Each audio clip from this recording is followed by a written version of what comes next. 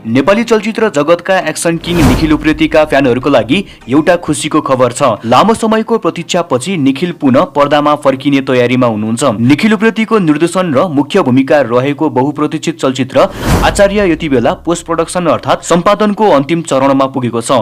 निर्माण पक्षका अनुसार चलचित्रलाई स्तरीय बनाउन प्राविधिक काममा विशेष ध्यान दिएको छ। सबैभन्दा उत्साहजनक कुरा के छ भने यो चलचित्रको प्रदर्शन मिति अर्थात् रिलिज डेट अब छिट्टै एउटा आकर्षक मोसन पोस्टर मार्फत सार्वजनिक गरिने भएको छ। चर्चा चले अनुसार यो मोसन पोस्टर आगामी जेठ 12 गते मंगलबार रिलिज हुने सम्भावना छ भने चलचित्र आगामी भदौ 12 गते जनै पूर्णिमाको अवसर पारेर देशभर प्रदर्शनमा आउन सक्छ। निखिल उप्रेतीको दमदार एक्सन र नयाँ अवतार हेर्न दर्शकहरू निकै आतुर देखिएका छन्। यस चलचित्रबाट लोकप्रिय मोडल उषा उप्रेतीले पनि डेब्यू गर्दैछिन्।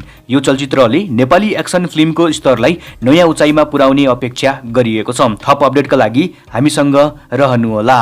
तपाईहरु पनि निखिल उप्रेतीको कमब्याक हुन लागेको यो नयाँ फिल्म आचार्य हेर्नका लागि कतिको एक्साइटेड हुनुहुन्छ कमेन्ट गर्नुहोस्।